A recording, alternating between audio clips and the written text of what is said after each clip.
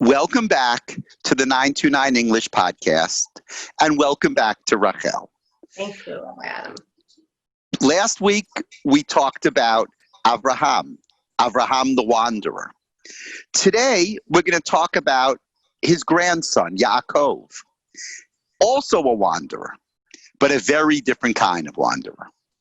Avraham is a wanderer of a journey, of a mission, of a wandering that he embraces. God says, Lech Lecha, and Abraham goes. God says, go to Egypt, and Abraham goes. God says, go to sacrifice your son, and Abraham goes. And those wanderings, like we talked about last time, opened up worlds for Abraham and made him the founder, so to speak, of what we have today of the Jewish people. Yaakov is the opposite. He also wanders. He wanders running away from his brother. He wanders into the house of Lavan. He wanders in the house of Lavan. Then he wanders out of the house of Lavan, and then he confronts his brother again, and he wanders from there. His life is a life of wandering too, but a very different kind of wandering, because Yaakov, unlike his grandfather, doesn't choose to wander. It seems that Yaakov would prefer to be the Yoshev Halim, the tent dweller of his youth. But life didn't work out that way. And Rachel, let's start this conversation with the following question. With Abraham, the wandering open worlds. With Yaakov, he's forced to wander. Does that also open worlds? Or in a sense, when you're forced to wander, does that close the world and close the opportunities and the options for you? It's an interesting way to put it, to talk about it in terms of closing and opening. And as an Israeli in Boston, I talk a lot with people who are on the move from place to place, either people who settled here for good or people who, like us, are here temporarily before moving back to Israel for academic purposes. And you really see that different people experience it differently. But for some people, they really experience it as a feeling of the walls are closing down on me, things are closed for me, I'm on a narrow path, I just need to survive this. Whereas some people feel, wow, look at all these new horizons that are open to me. And the interesting thing I think about Yaakov is that at first, when we follow him in those first few steps from his parents' house to Lavan's house, there's every indication that he's going to end up closing options. Think about it. He starts his life as a very passive pawn in his mother's planning. The whole story that prompts the need to escape is orchestrated by his mother, who tells him to steal the blessings, to cheat his father into blessing him instead of blessing Esav, who was the chosen one in his father's eye. That invokes Esav's murderous rage and murderous intent against him. And then again, it's Rivka, the mother, the forceful, farsighted mother, who says, okay, so go to my brother in Haran, and sends him on his way. And then you see this man who so far didn't make such radical decisions on his own, on the run, making it to Haran's house, and we immediately see that Lavan is not to be trusted, that Lavan is a manipulator, that Lavan, much like Rivka, in a sense, knows how to move people as pawns in his plans. Why would we expect Yaakov to overcome this? Why would we expect him to be anything else other than a pawn, but now in Lavan's less benevolent plans for him? And yet that's not what happens. What happens instead is that Yaakov changes. That Yaakov, the man who started as this innocent, studious boy, finds ways to be manipulative in turn. When Lavan tries to underpay him, he finds all kinds of tricks to cheat Lavan into paying him more, or to kind of lock Lavan into agreements that force him to pay more. And in fact, the more Lavan tries to complicate his life, the more Yaakov buys for himself a certain agency, a certain internal independence. He builds his own family, his own alliances with his wives, who then cooperate with him in leaving Lavan's house when he decides that it's the time to go. regardless of what Lavan wants and desires.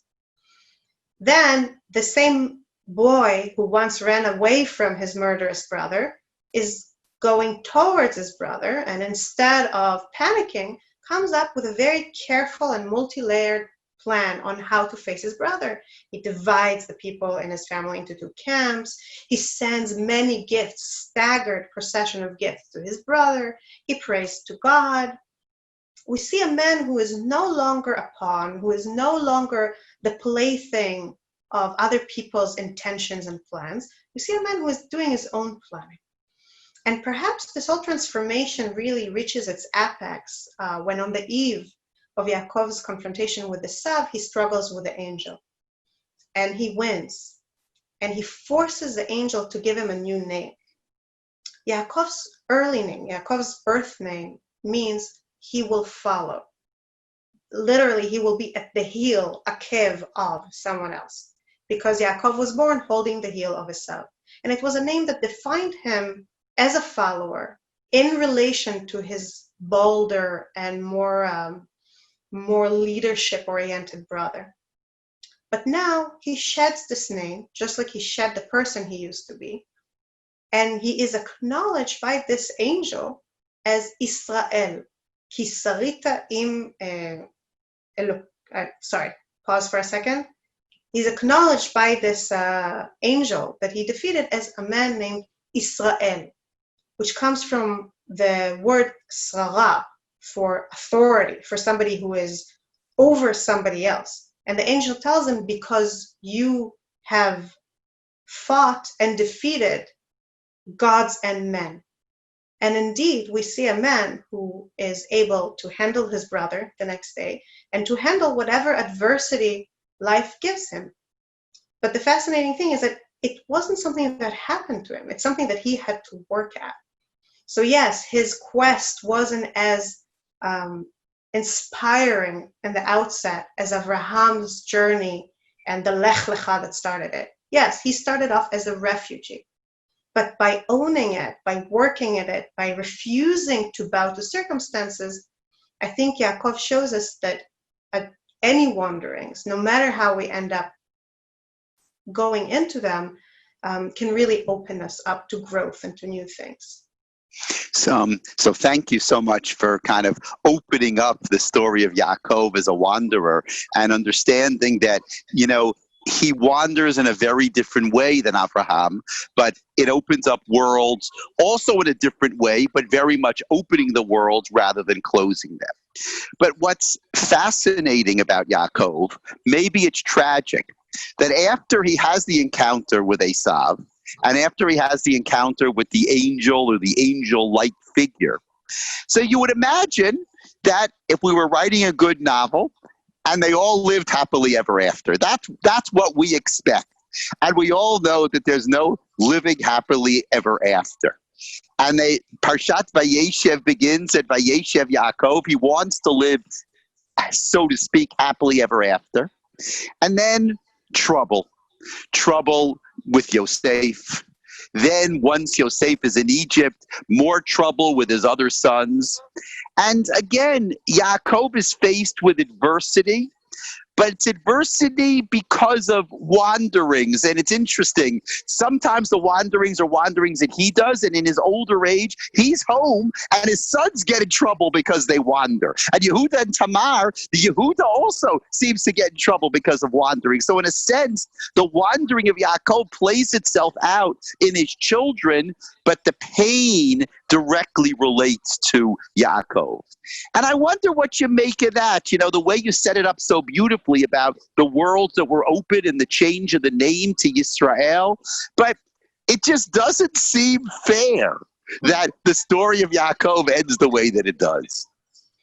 I agree. I want to add to that it's not only that he's suffering, he ends his life in exile.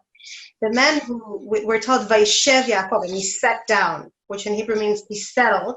The man who finally settled in the land of his fathers ends his life in Egypt under the auspices of an Egyptian king whom he doesn't seem to fully trust, hoping that his children will bury him in Israel, where he actually, well, then it was Canaan, obviously, where he actually wants to be. And it's very, very sad. And for me, what it tells me, what I take away from it, is that at the end of the day, we don't control our happiness. Happiness is not ours to determine. Viktor Frankl says it beautifully in Men in Search of Meaning. He says that we can't pursue happiness or success. We can pursue meaning and hope that happiness and success will follow. But happiness is not something we can acquire. It's not something we can take out of the world. The only choice we have, the only thing that is in our hands, is when we run into all those challenges, whether when we're settled on or when we're unsettled, whether when we're actually wondering or simply when we're watching the status quo we rely on crumbling around us, much like we are watching it right now here in America, being challenged from within. And then the choice is, do we let it close options for us? Do we let it put us in a state of mind of, oh, it's narrow, oh, we have no air, oh, we're suffering? Or do we try and see what it's an opportunity for, in what ways we can overcome, in what ways we can grow, in what ways the cracks in the world allow us to see new things, to hear new voices? There are very painful things happening right now in the streets of America. But it's also a time when we can hear voices we didn't hear before, or notice voices we didn't notice before, and perhaps see a better way forward that we didn't notice before and we couldn't notice before when we were settled. And it's our choice, much like it is Yaakov's choice, whether to rise to the occasion or not. And perhaps that's what I take from his successful yet tragic life. That connection to the current situation in the United States, I think, is especially relevant and important as we look at the story of Yaakov, because we are B'nai Yaakov, we are B'nai Yisrael, and the lessons, and in this case, the wanderings of Yaakov and the challenges of Yaakov serve, to allow us to reflect on what our present situation is. So thank you so much, Rachel, for the insight and for the conversation about our forefather Yaakov, the wanderer. We've looked at Abraham, one type of wandering in the world that opened up for Abraham. We looked at Yaakov, a very different kind of wanderer, but at the same time, worlds that opened up for Yaakov, an adversity that allowed Yaakov to understand how we had to create a better world and a better society and a better family. And next time, we're going to look at a very different figure, but in a way, somebody who we can relate to maybe better even than Abraham and Yaakov. And that is David HaMelech, King David. So I invite everybody to join us next time as we continue our conversation.